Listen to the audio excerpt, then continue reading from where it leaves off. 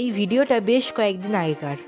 এর পরের কিছু কিছু ভিডিও আমি মাঝখানে দিয়ে দিয়েছি, তবে এই ভিডিওটা দেওয়া হচ্ছিল না। আসলে এডিটের সময়ের অভাবে হচ্ছিল। একে তো সময়ের অভাবে, আর তার মধ্যে আমাদের এখন ড্রয়িংয়েও পরীক্ষা আছে বোর্ডের, এদিকে ফার্স্ট টার্ম পরীক্ষাও আছে। এই রবিবার দিন আছে হলো ড্রয়িং পরীক্ষা, আবার এই সোমবার দিন থেকেই শুরু হচ্ছে আমার ফার্স্ট টার্ম পরীক্ষা, তাও আবার দুটো করে এক এক দিনে পরীক্ষা। তো বুঝতেই পারছো কত চাপে রয়েছি।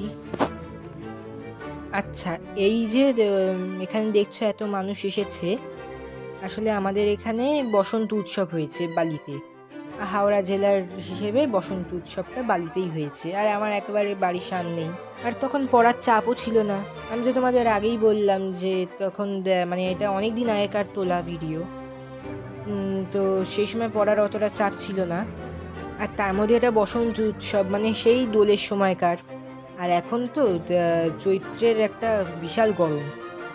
আসলে প্রথমে ভেবেছিলাম এই ভিডিওটা আর দেবো না, সময়ের অভাবে আর হচ্ছে না যখন, তাহলে ভিডিওটা কেটেই দিই।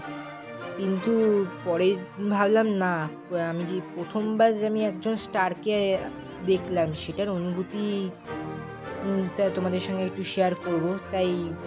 আর দ্বিতীয়ত ভিডিওটা তুলে দিয়েছি, এবার আর ডিলিট করতে ইচ্ছা করছিল না, তাই তোমাদেরকে আবার শেয়ার করলাম।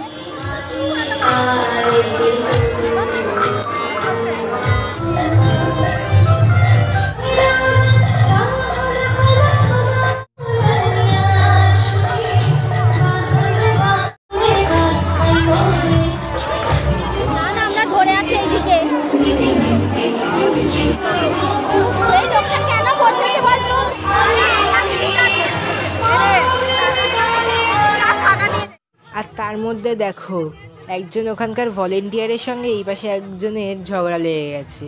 আর সেটাই স্বাভাবিক, এত মানুষ এত ভিড় যে ওনারাও সামলে উঠতে পারছিল না।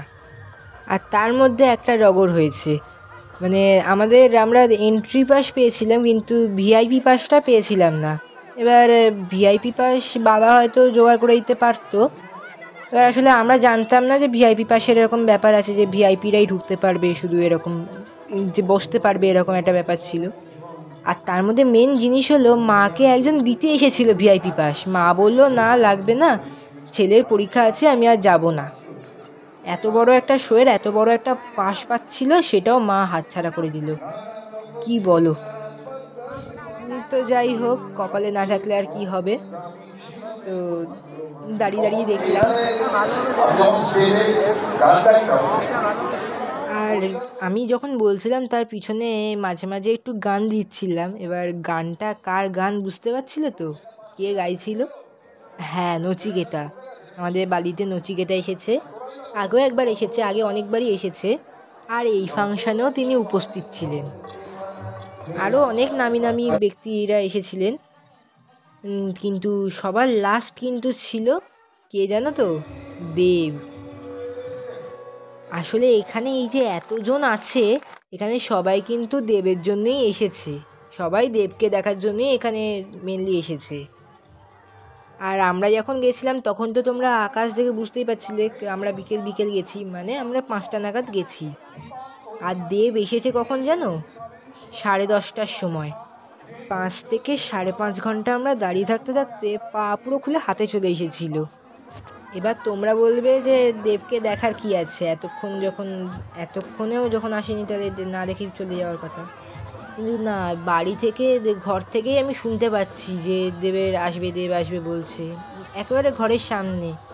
কি করব, তাই দাঁড়িয়ে গেলাম।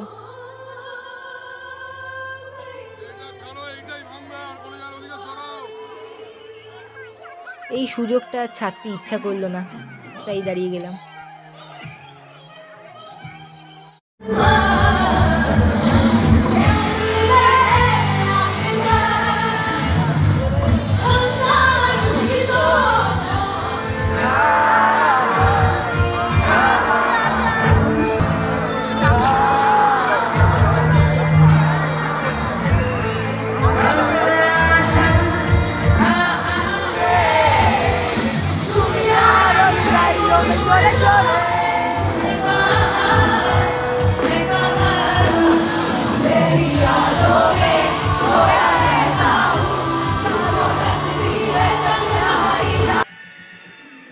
অপেক্ষার অবসান 5.5 ঘন্টা পর হলো, মানে দেবের আগমন ঘটল।